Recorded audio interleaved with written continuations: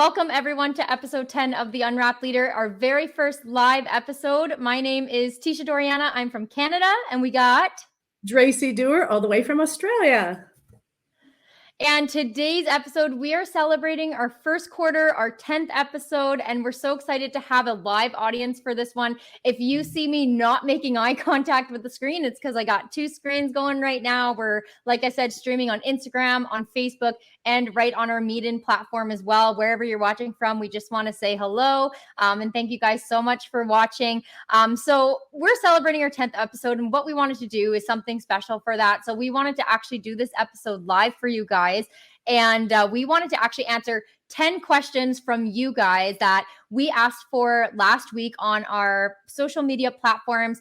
We got more than 10 questions, which we're so thankful for. We did go ahead and choose 10. However, if we didn't get to your question, we promise that we will definitely get to it, whether that's in a future episode or whatnot. But we're so excited to just, go through all these and have a live audience. So if you guys are watching, make sure you say hello. And if you're catching the replay, we are going to be posting this later on our YouTube channel as well. So you might be watching on YouTube right now on the replay if you're listening to this then. But we're going to get into it. So what we want to do to start off this podcast with a bang is we want to actually draw our very first winner for a free copy of our Unwrapped Leader book. We are still in the process of launching, and we promise it's coming so soon. We are working on it, and we will have a date for you as soon as we can officially announce one. But we want to draw our first winner because we're tired of waiting. We just want to give these books away to you guys. And for those of you who have been on our wait list or pre-order list, thank you so much for getting on there. So I actually wrote down everyone's names that were on there so far in this bucket. I'm going to draw one, and as soon as we get those books, perfect, we are going to ship one out to you, and we're also going to draw for more winners. So if you're not already on that pre-order waitlist, you could still get on it at www.theunwrappedleader.com. We have a pre-order waitlist form on there. All you got to do is put your email and name, and you will be on there for the next time we do a draw. So let's draw our first name. Is it going to be somebody from Australia, Canada, or America? What do you reckon? We will see. I guess it's a 50-50. What are we going to have? Okay, I got it. Are we ready? Oh, I see Rick is joined in. Hello, Rick. All the way from Redland Bay, Australia. Okay, what do we got? Who's our winner? Our winner is someone that actually asked us. We have a question we're going to answer of hers today. So congratulations to our first winner, Carolyn Thomas. Fantastic. And on Instagram. Yay. You guys can see I have two screens going here. So and if you want to follow Caroline, she has a fantastic Instagram called the Detox Society. She is the detox queen, and we absolutely love you. And she does fantastic branding. So I'm very delighted that Caroline is a winner. Well done. All right. So we got a quick question here. Our internet just got, that's somebody else. Somebody's internet got disconnected. Kylie, I love you. You're on holidays. Have fun. All right. So let's recap some of these, recap our quarter before we get on to these 10 questions of industry issues that people have, and we'd want to help overcome them. Go on, Teisha. Yeah, so we just wanted to share some wins and challenges. We want to thank you guys for just sticking with us for the last quarter when we officially launched the Unwrapped Leader brand. So we just want to share a few of those things with you. So first of all, we've been producing 3 months of content so far on our social media platform. Dracy and I love getting together, making our content calendar, and just taking turns posting and giving you guys as much value as possible. Over the last quarter as well, we've been able to accumulate 250 followers on Instagram. So thank you guys so much for supporting us on there. As well on Facebook, we seem to have even a bigger audience on there with 379 followers on our Facebook page. So whether you are tuning in from Facebook or Instagram or whatever platform you're listening in from, we just want to say thank you guys so much. We appreciate all your love and support. And of course, this 10th episode, so we were able to do 9 episodes in the last quarter, and now coming to our 10th episode here, which we're so excited about. And you know what? Maybe we will just really love this whole live thing, and maybe we'll start to do even more episodes live with you guys as well. So that is just, I feel like there's so many more wins that we could talk about with our growth and all that, but those are just some of the ones we jotted down. Well, and just to build on that, Teisha, let's really think about this last quarter of anybody starting a new business.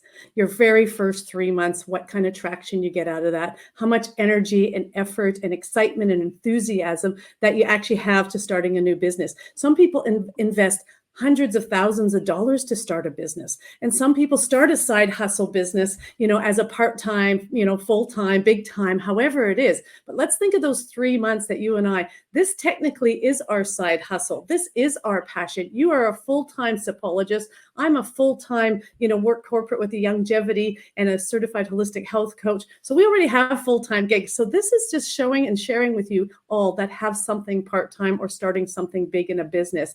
And in these 3 months, you and I have literally put aside, crafted and carved a little piece of time that we could invest into that. And we made over 50 posts on our Instagram of really genuine content. We did those 9 episodes, and I look at those 9 episodes as 9 events. Just like building a business, you want to host events and engage in everyday networking of people.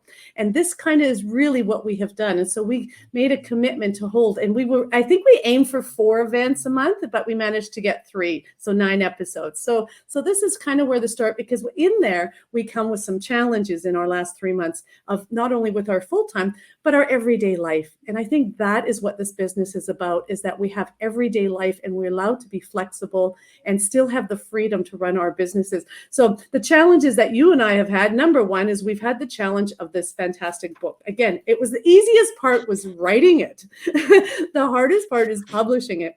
But we have been guided and coached by a fantastic publishing team. The only things that Teisha and I didn't know is that working with Amazon, they have a little bit more restrictions and timelines. So we've had to be a little bit more patient. Again, just like leadership, just like business, you have to pull back our enthusiasm. We're like a couple of racehorses in the race gate, and we just want to keep running. And so it's just a little reminder, we got to step back and let's focus on what we do have control over. And what we do have control over is our brand, having fun, engaging with you. So I want to highlight those followers. We want to thank you. You're part of our community. And when I look at that, when I first started in the industry and I held my first presentation, I think I had 12 people there. And in my first 90 days, if I really think about how many customers or new people I was able to engage in those 3 months, it definitely wasn't 379. And so I look at those people as like, that's a wow to me. And I want to know who you are. So I genuinely look at the people that are following us. And I genuinely am going in looking at your accounts. Those of you that have participated on this call and given us the 10 questions, I genuinely went and looked to see who you are, who the question is, and try to really see who my community is. Because right now, this call for you, this podcast, is I'm speaking to you. You're our audience. And so I'm absolutely delighted. So the other challenges that we had is Teisha's getting married. I got 2 daughters having a baby. I actually just got a text as we started this live that my oldest daughter, Emily, says, I'm ready to push, Mom. So probably going to have a new baby by the time this episode is done. So it has been extra challenging, but this is what we've delivered so far, and hopefully 2 babies in the next little bit. So Teisha, you've had so many challenges, just not challenges, but more a lot of things going on. It's summertime, it's weddings, and you're getting married in less than 2 weeks. So we're really delighted to have you. And I'm glad that you're my partner in crime. So let's handle these 10 questions that we have. So let's get started. You get to answer the first question. And I just love these people now because I know every one of them who've asked them. So Teisha, it's all yours. Awesome. I just want to say you highlighted the challenges, even though everything sometimes looks perfect online. Offline and behind the scenes, there's always stuff going on that you just don't know. And like you said, patience has been such a big one in this. And Dracy's always told me too, when I started my network marketing journey, that the best quality you can have is patience in this industry. So I'm happy to have been able to learn that and carry that on in this business as well. But, there's so much to be proud of over the time. And I know that when we do get to launch this baby, it's going to be amazing. So, and people don't really care about the pain of it. They just want to see us deliver it. So we're getting there.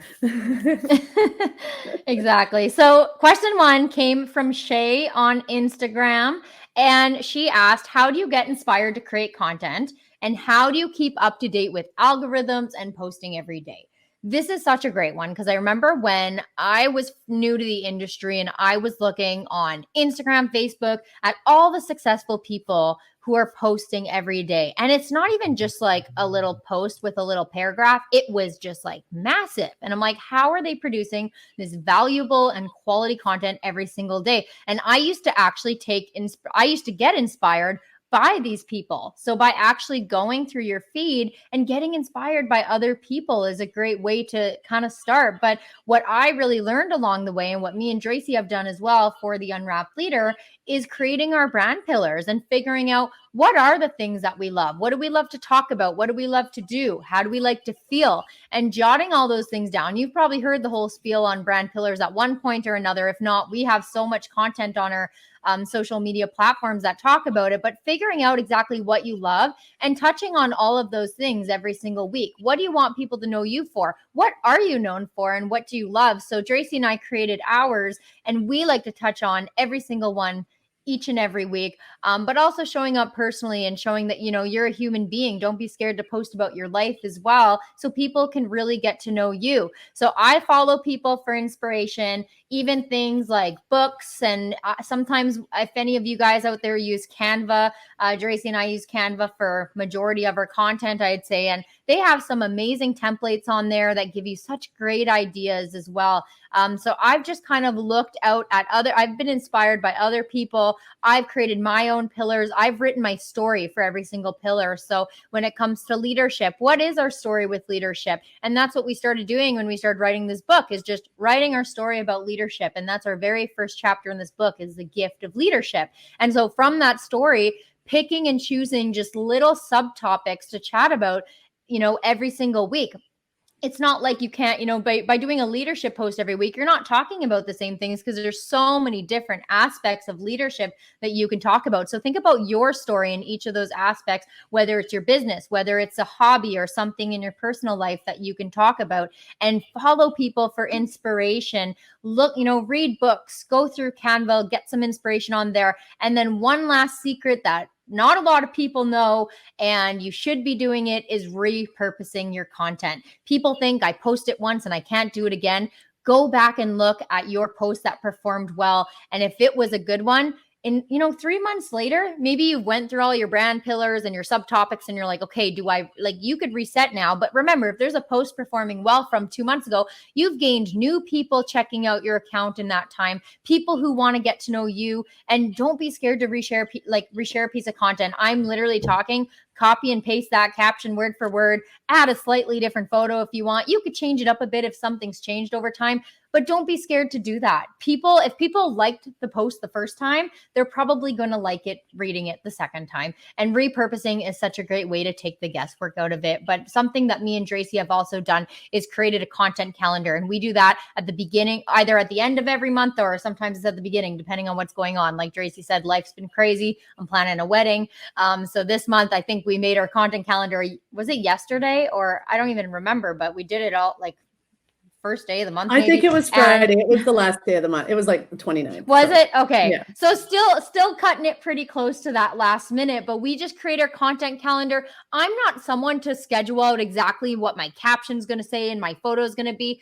Me and Dracy are both a little bit more spontaneous in that sense. I do like organization, but I also like to be relevant in the moment. And I like it to be kind of straight from the heart and what I'm feeling in the moment. So if I know I'm going to be posting about a certain brand pillar that day, I'm just going to write what I feel in that moment, because that's what's true to me. And something that also helps, of course, is scheduling. Depending on what your schedule looks like, if you can't commit to say 5 days a week and you talk about posting every day, you know what? You got to do what's going to work for you consistently. And so consistent doesn't mean 7 days a week. Consistent means what you can do every single week. So if consistent means 2 days a week and you're going to stay consistent with that every week, then do that. But if you're going to do 5 days and then all of a sudden next week you're like, oh, I had such a good week, I'm going to take it off. That's not the consistency we're looking for. You want to kind of just create that consistency. So if you're new at this, don't try and do everything at once. Start small, do what you can, and just be consistent with it, and use the scheduling feature in Meta Business Suite. You can do it right on Facebook, the business platform there. free scheduling. You could schedule on your Instagram, your Facebook. You could put your captions in there, your photos. So if you're someone that likes to have that stuff done ahead of time, even if it's just scheduling one post a week so that you don't have to worry about that one post, then do that, right? Whatever works for you. But that's kind of, just some ways that I get inspired, how I post every day. And then, sorry, I didn't answer the question about the algorithms, but I follow people, honestly, to keep up with the algorithms because I can't be doing my own research all the time. Follow people that are posting about it. Just some examples from me are Brittany Batla. And I could probably link her name just in the comments after the video, but her name is Brittany Batla. She keeps us up to date on everything going on Instagram. Also, Brock Johnson, he's like the king of reels, but he's also keeping up to date with all the new features on Instagram and anything that's changing. But honestly, when in doubt, just stay consistent with your schedule. The algorithm will love you for it. So that's my best advice for question 1. Well done. And just to build on that, you really, and highlight what you just said is just identifying what you're fixed in and what you're flexible in. And so we like to be fixed. We know Mondays is our quotes and Tuesdays is either going to be a tip Tuesday or transformation Tuesday or a trivia. So we're consistent on that and we can schedule that. And then the other days that we have, that's where we can be flexible, and stories allow us to be flexible. So again, if you're the kind of person that is naturally spontaneous, it just helps to just balance out where you can be fixed and where you can be flexible. And just really finishing off how, and just even Shay, you inspired me on this, is how to get in spirit to get inspired, and coming down to, if you're reading the good books and you're following the right people and you're in the right inner circle, you're going to get inspired. So take the time for yourself, and it'll allow yourself to grow. All right. Question number 2. What advice? Oh, this comes from Jen Jones, and this was one of our Facebook questions. What is your advice to someone who doesn't believe that they are capable of achieving their goals?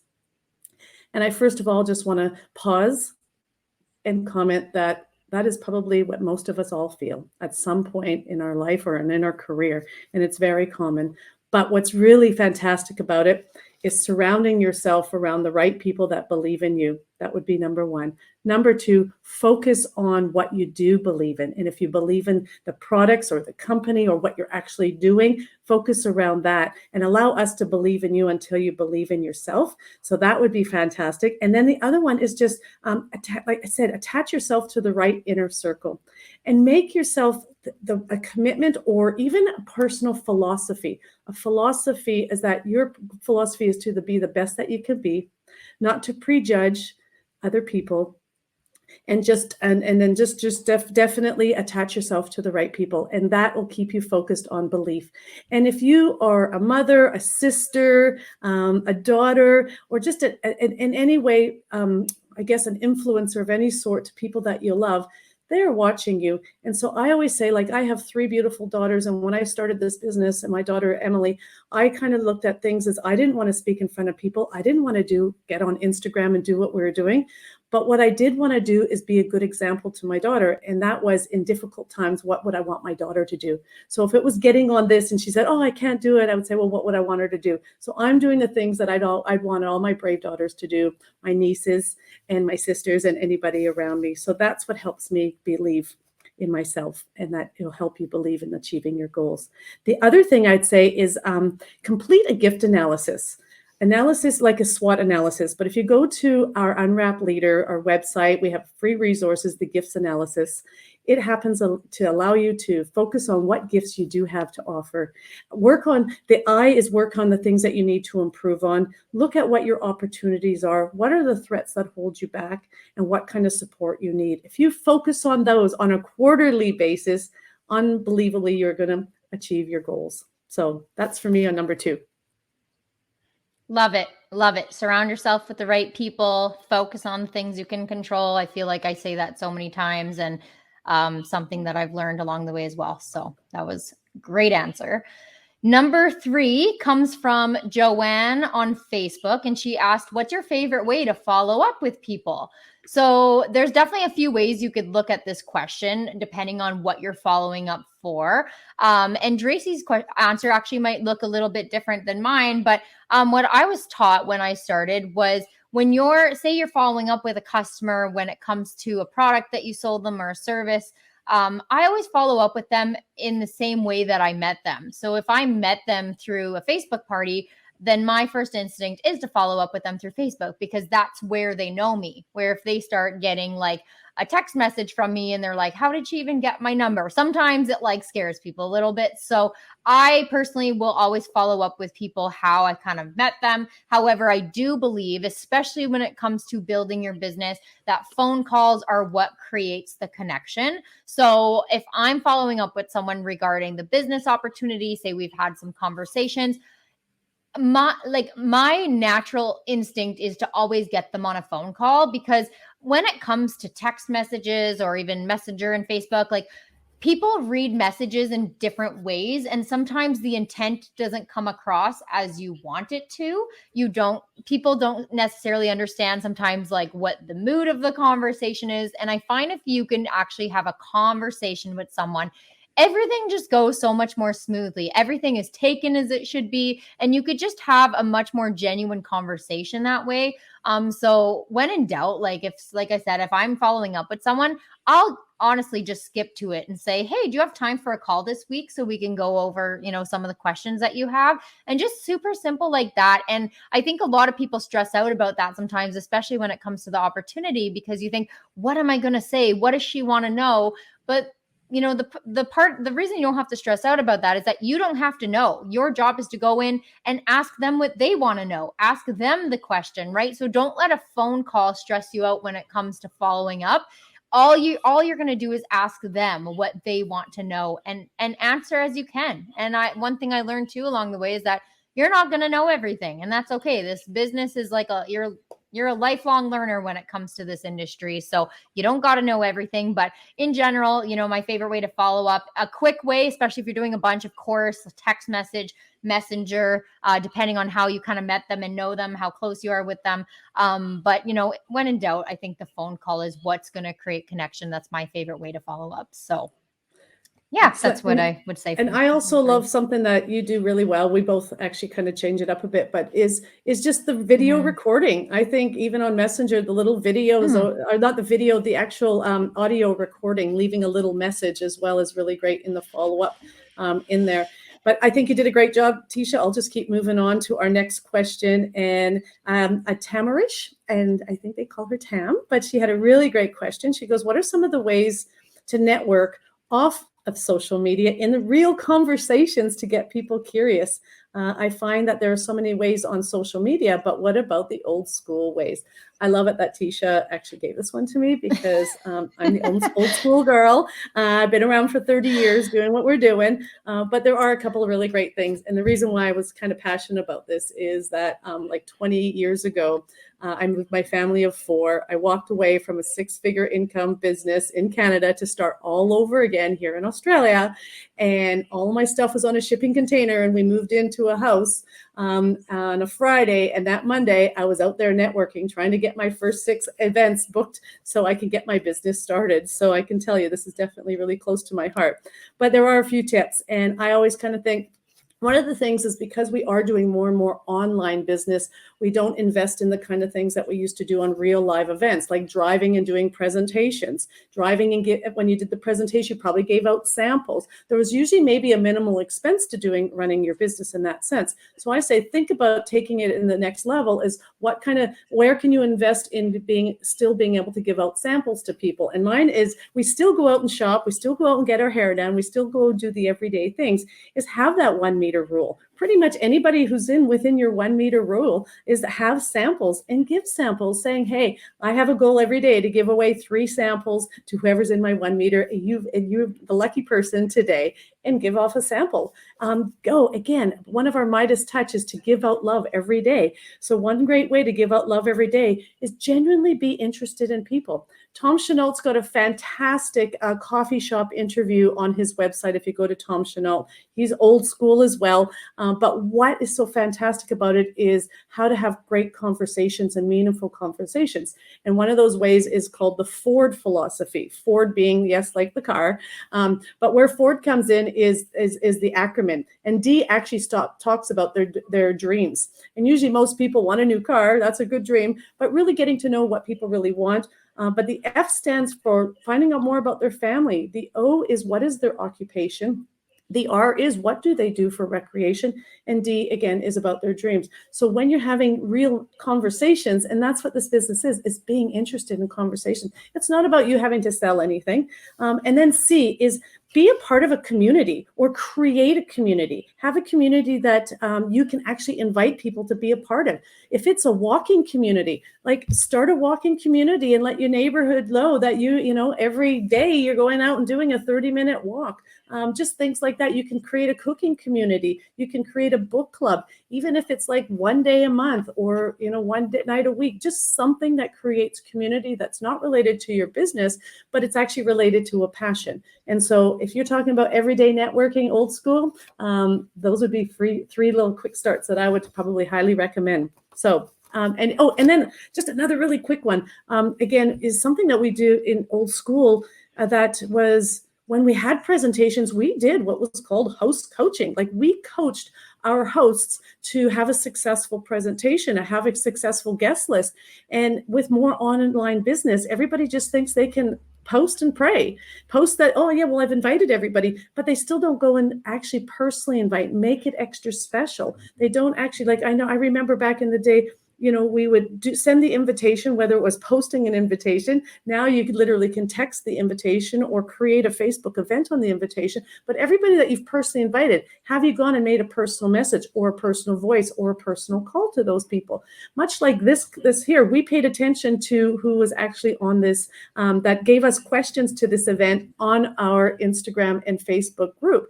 And so I personally went and looked at all of them, who these people are, so I know who I'm talking to. And so again, and then a little reminder before any event that you did. So those 10 people, I personally, in their inbox, made sure they had a link to this and reminded them of this call. And I genuinely believe that they're probably grateful that I did remind them. People love the reminders. So don't forget about those few little high point steps in old school network marketing when it comes to your new network marketing online.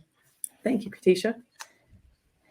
Yeah, I would need to quickly add to that. So when you were saying that, it just made me think like, oh, I guess I did engage in a lot of old school network marketing when I moved to Vegreville because I didn't know anybody there and I had to find ways to connect with people. So when I moved to Vegreville, it was just after graduating with my education degree. So I did not choose to pursue education full time, but I did sub for a year. So every time I would go out and sub, I would actually bring carafes of tea with me just to treat the people there. But do you know how many people just that opened up a conversation with just to build connection? And then another thing I was passionate about was soccer. So I volunteered to coach a youth soccer team that year. I traveled with them and I had such a good time. I met so many amazing parents, so many amazing kids as well. And then on top of that, I wanted to be playing soccer too. So I actually this was a little, I'm a little too much sometimes, I think, when it comes to this, because I like to keep busy and I like to start things. So I started an adult soccer league. I got so many people together. I created a Facebook group. I put on some kind of page for that town that I was starting this. I got so many people involved. I made so many friends. And I just, when I showed up at the first I don't know what you want to call it, practice game, to meet people. All I did was I brought my matcha shaker with matcha because I bring it everywhere. Like if I'm going to the gym, I'm bringing it, I'm keeping hydrated with it. And people right then and there asking me questions, what is that? And of course I had a sample handy. So I'm like, here, try it. And now one of my best matcha customers come from that group that I created. So I guess I did engage in a lot of old school tactics when I moved, because sometimes that's what you got to do. And it could be an online, I started an online vendor event in the new city that I'm in now and created so many connections that way. Like there's so many ways to go out and do that. So I just had to add that because it made me think of it right away. And I just think that's just for anything, whether you're a network marketer or have any kind of business, I just think it's just a really great way for people. And you don't even have to take names anymore. Like that's the thing. You don't have to get names and phone numbers. You just got to follow people, like, oh, can I follow you on Instagram? Like, oh my God, there you go. That's probably the easiest. To me, new network marketing is so much more easier. But again, you definitely have to have some old school tactics in there. And if you're genuinely heart-centered on wanting to be of service and to give, you're in the best place, the best time with the right people. So, okay, next question. Okay. Question number 5, before I say it, just if you guys are watching right now, please comment where you guys are watching from. I'd love to see whether that's on Instagram. Unfortunately, we can't see Facebook comments, but we'll be able to see them after. So comment where you are watching from. And then also, I'm very curious to know too, do you consider yourself an old school network marketer where you started when we were doing all the in-home events and really getting out and connecting with people in person? Would you consider yourself more of a new network marketer when social media kind of took over? So I want to take a poll. And Dracy, how do you think it's going to be majority old school or majority new network marketing? Oh, I think we're going to have a 50-50 split, and I can't wait to see what the split is on that for sure. I know right now I'm coaching a social media committee of old school network marketers that are trying to get online to step up more professionally. And so I'm definitely excited to see that happen some more. So great poll. Awesome. Okay, we'll see. Team Dracy or Team Teisha. See who's going to win here. Okay, question number 5 came from Candace on Facebook, and she asked, if you could go back to when you first started network marketing and give yourself one piece of advice, what would it be? So when I first started, I started because I was passionate about something. I feel like that's why so many people start, is because they have a passion for something. So first and foremost, like, find something that you're passionate about. Like, that's my one piece of advice. I fortunately did find something I was passionate about when I started. I know usually people, they say on average go through, I don't know the exact number, but multiple companies before they really find something that's a good fit. I have only been with one company, and I'm so unbelievably passionate about it. And that's why I actually got started. But do that, and then focus on what's fun and what brings you joy. What are the things that you love in your business? And just remember to always go back to those things, because it's so important to fall in love with the process and not be focused on the result. It's good to set goals for yourself. It's good to kind of break down those goals and write out the action steps it's going to take to get there. But if you're not falling in love with that process and all you could think of is, I just got to do these things so I can get to the end, it's never going to work out for you. The process is so important because it's going to look different for everyone. There's going to be roadblocks. There's going to be mountains to climb, and you need to get through them in order to succeed. So fall in love with the process, focus on the fun. And another thing I always say is to focus on, and Dracy kind of touched on it earlier, but focus on the things that are in your control. That was one of the biggest lessons I learned starting out, and advice I would give to anybody. If there's something that comes in your way that you have no control over, find the positivity in it, find a way around it, problem solve, because we can't control it. It's completely out of our control, whether that's a product coming in terrible shape or, like things like everyday things that happen to every single business. Like, we can't control a lot of those things. And and that's one thing that I learned that I got out of this business. I actually answer a question later, so I won't say too much, but basically about what I got out of this business. But, that was one thing that I learned that ended up changing my whole mindset. And my mindset, having a positive mindset, and we did our last episode on that, but that has not only improved my business, it's improved my life and, everything outside of it. So focus on what you can control, fall in love with the process, and just, continue to love what you do. And then last thing I jotted down was just say yes to every opportunity that comes your way. If you feel like, I don't know like leadership, for instance, I don't know what leadership is. I don't know any leadership skills. I have so much to learn. I said this in the last episode too, but you can't learn the skills and then expect to become a leader. You need to become a leader and learn the skills in the process. So say yes to every opportunity. And I think it's Richard Branson who says this: if an opportunity knocks, say yes, and then figure it out later. Figure out how to do it later. So that's how I would answer that one. Well, darling, I think that's amazing. And I guess, again, making your core philosophy to do one brave thing every day, and that'll keep you in the right direction. So, all right, number 6 is Carly. So Carly has to say, they say success in network marketing is all about developing successful habits. And can you share what habits you've developed in your business? Well, this is fabulous. I remember I was driving my 1982 old Honda Civic, and I think I was almost running out of petrol or fuel or gas, I guess you say in Canada. It's funny, I got caught up on that. And I had to pull into a petrol station, and there was a placard that actually said, you measure somebody's success by their backbone, not your wishbone. And that changed my life forever. I realized I'm a dreamer. I definitely have a big ass wishbone. And I knew if I was going to be successful in business that I had to develop a backbone and become more disciplined. And the things that I needed to become disciplined was habits and creating healthy habits and growing a business. And so just a couple of simple habits on a daily basis is knowing what your daily operational methods are, what you have to do your daily. And so daily was connect and just communicate with people. I set a goal, whether I was connecting with 2 people every day, that was new, whether with my own personal customers, I was connecting with 2 customers as follow-up, or if I had a team, I was connecting with 2 of my distributors every day. I had a team of leaders, I was connecting with 2 of them. So until you grow your business, you got to have your I guess daily disciplines, locked in. And then a B was like your events. Just, you got this, to grow a business, you got to have events. So whether now the events is doing online events, whether it's doing online lives, is schedule yourself. If you're showcasing your products, you're showcasing your programs, or you're developing people or developing yourself, schedule them in. That's probably the biggest things that I would definitely schedule in my daily disciplines in that sense. So that's for number 6. Yep. Love it. I 100% agree with that. Number 7 comes from Carolyn on Instagram, and she asked, how do you inspire team members who have lost their mojo with their business? So number 1, you can't want it more for them than they want it for themselves.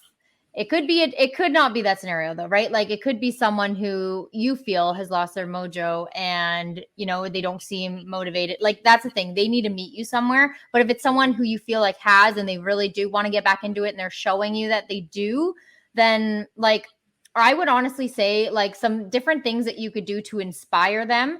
And something that I've actually made changes in the last like year and a half with my team that's really, I feel like has done this, is to start including them in planning and events in your team. You want to really focus on that community aspect and stop looking at them as like followers or downline members. Look at them as someone who has a seat at the table with you, involved in the planning process, involved in the team events, and also identifying their talents, because everyone is good at something. You could pick out a talent in every single person and start identifying it in the people in your team, and not only identifying, but telling them that, and then asking for their help. Because truth is, everyone has a different talent. There are people on your team that are better at something that you're good at, or maybe something that you're not so good at that you think someone does better than you, and start identifying those talents and telling them that and complimenting them. It's just like when we're recruiting and building our team, we're looking for reasons of why they would be good at this, and then we're telling them why they would be good at this, and we're telling them why this could be something that fits into their lifestyle. It's the same thing here when you're trying to inspire people on your team. You're identifying those talents, you're telling them, and then you're asking them for help. So help as in, why don't you help us plan our next opportunity event as a team? Why don't you help us plan our team calendar? Would you be interested in actually teaching the team this? Because I think you're amazing at it. And the more you can involve your team in events and just creating that aspect of community in your team, the more people feel involved, the more people are excited to go out and work their business, because it gives them a bigger reason. So another thing that I would do. So of course, recognition is huge. If you're not, if you don't have a day dedicated to recognition, have a day dedicated to it, and just pick someone on the team, a few people that you're going to shout out. It could be for an action, it could be for a result, but make sure to recognize actions as well, not just results. Because like I said, you got to be in love with the process, not just the results. So recognize people for everything and anything. And then also, like I said, if it is someone who is wanting to, gain back that mojo and get their business going again, if they do want to kind of set up those calls with you, I know I thrive when I'm doing my weekly accountability calls. Me and Dracy talk twice a week. And without that, we wouldn't know what's going on. We would, I feel like, just be so unorganized. And it's the same in business. I need my weekly calls with my people, whether that's weekly or bi-weekly, and just something to, stay up to date, hold yourself accountable, ask them what they're working on for the week, and give them a little challenge, something that's going to help them step outside their comfort zone so they can become an unwrapped leader. So those are the kind of things that I do, is just identify those talents, assign them to, something, a planning or an event that you're having, and really just start building that community with your team. That's how I would go about inspiring team members. Thank you, Teisha. That's fantastic. And I just, again, highlight, if you hadn't said this, is in our book. We definitely have a section on there, how to help them find their passion. So help your team find their passion. There's actually 4 steps to that one in the book. But I really want to highlight something I think is really powerful and has made a difference is the 5 love languages. When you really know how your team feels loved and appreciated, they will perform and they will support and be a part of it. So I highly recommend that. Has made a huge difference. The other one is knowing the different personality types, because again, your personality and their personality could be different in what you again find easy and what they find challenging. And then as well as the last but not least is the different type of network marketing styles. There's 4 types of network marketing styles. So again, follow us. We'll definitely share more about those 4 different types of network marketers, but it does make a difference in your approach and how you share. So when you become an expert on people, you'll learn to be able to be more inspiring and showcase and share your passions with them so they feel connected. All right, number 8. This is a question that kind of came from 2 people, from Gracie from Melbourne and Kylie from Melbourne. And so they had very similar questions, but I'll start with it. So when you're healing yourself, I've had some step backs. How do you continue to be out there and inspire others? And then the other one is you can easily fall off the bandwagon. And how do you keep up? How do you stay motivated when life gets complicated? Well, again, that is definitely, I think, a pain point for everybody in business at some point in their career. And so I guess the first thing we need to acknowledge is that it's okay and that it's temporary. And usually signs like that, if you can, is take the time for yourself. Healing yourself is already a message from however you want to look at it to slow down. And that's when the time when you need to slow down is to become more intentional. So when you need to take time to heal for yourself or life gets in the way, that means you need to kind of step back and be intentional. Maybe start to write to yourself, and maybe even start to write to others how you appreciate them. And you'll find that process is still going to make a difference. It's going to be inspiring. But then the 4th thing is your journey on how you get back up is actually what inspires others and empowers them to do the same. So just know that your mess is your message. And so just be a part of it and move through it. And it's okay. It's only temporary. So that's what I had to say about that one. I love that your mess is your message. I've never heard that, but I think that's so true. Well, I have 2 quotes that I said to be, get in spirit to get inspired. And your message happens to come from the very first question we had from Shay, all the way from Toronto. And that was on our last coaching call. So see, she inspired us when she had a very challenging question herself. So thank you. Wow. Love it. Okay. So question 9 comes from Chrissy through Facebook. And she said, in what ways do you feel direct sales has helped you grow outside of your business? I think she was kind of asking both of us. So I'll say my part. If you want to share yours, I know I don't know, whatever. It's a live episode, so it's going to be longer probably. But for me personally, if you knew what kind of person I was before I got involved in the industry, you can see the change just by the fact I'm here right now. And that's called transformation. It was a major transformation for sure. Because starting, of course, shy, introverted, insecure, not thinking I was capable of leadership. Those are all the things that I feel like I would describe myself as before. And coming out of this now, turning all it did was start with a passion. And so that's why I just know how important it is for anyone out there to pursue their passions. Because of the transformation that I've had, I know how big of an impact it can make when you choose to pursue your passion. And that's what I did. So out of this, like I said earlier, focusing on the things that I could control, that helped me handle difficult situations outside of my business. It helped me develop such a positive mindset and everything. I've actually been so calm and collected and stress-free. I mean, except for, wedding planning can get a little stressful, but for the most part, in things that I would normally just get angry about, even driving, nothing drives me more nuts than bad drivers. But when I'm on the road now, I'm just what do I have to lose here right now? What, I'm not in a rush. I just feel like I look at life so much differently now with such a positive mindset. There's something positive in every situation. And if you feel like a situation's negative, what can you find about it? How can you get around it? Right? You could keep saying all these different excuses as to why something's going wrong, but you're just becoming part of the problem. And I've learned to be part of the solution in every single situation that I could be, because I know that that's going to bring me happiness, and that's going to help me live a life that I feel is fulfilled. And so I feel as if, from pursuing my passions, doing my business full time, and really just like diving into what I love, I've been able to be my happiest self. I've been able to focus on the things that bring me joy. And like I said, I've built such an incredible community around me. I always thought I was shy and insecure and I couldn't make friends, but I actually love making friends. I love meeting new people and all those things, even speaking. I love speaking, even though sometimes it stresses me the heck out. Like last episode, I told you about my experience at my conference 2 weeks ago now, I think. It stressed me out, but I feel so good about it. I love doing it. Deep down, I really do love doing it. And it's something that I just didn't think I was capable of. So it's completely transformed me in ways that I just can't even imagine was possible several years ago. So it's helped me grow outside a ton in all those ways. Well, I'm super proud of you, darling, and I couldn't agree more. And I did all that you said, and it allows you to really appreciate the people in your life and not get caught up in the motions, and that everything is temporary. And, it definitely learned a lot of great skills in your personal life. So thank you. All right. Well, I guess this is our 10th question and we get to wrap it up. So we're not much longer than we normally are, but a little bit. So yay. So Jennifer from Facebook, what is the number one piece of advice you would give someone who is on the fence about becoming an entrepreneur?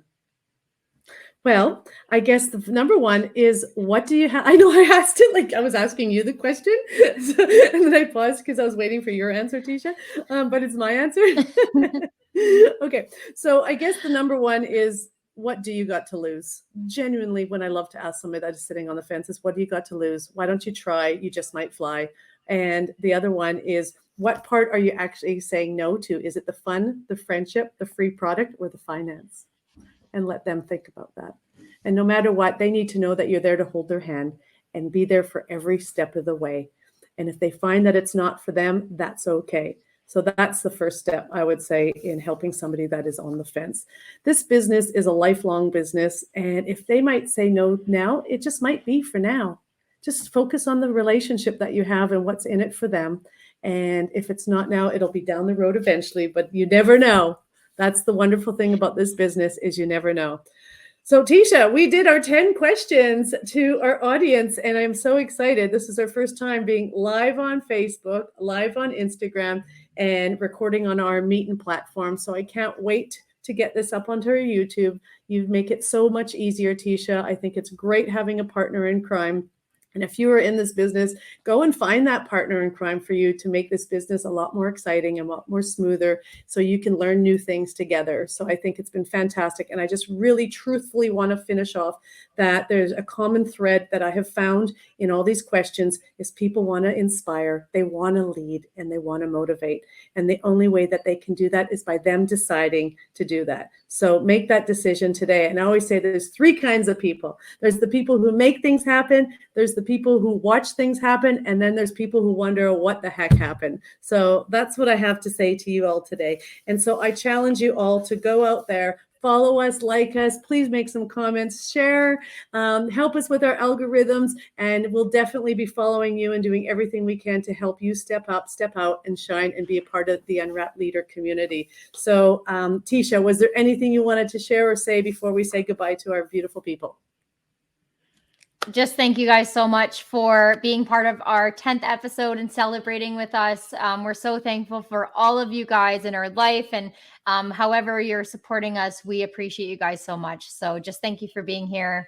And wow, first episode, we did it. And I was kind of keeping my eye on any messages that Emily, because for those of you that might have just jumped on, I got the text before that she was ready to push, and so I didn't get a message that a baby was delivered yet. So I'm sure a baby will deliver me super soon, but it wasn't in this episode. So next time. You still have time to make it. Yeah, that's it.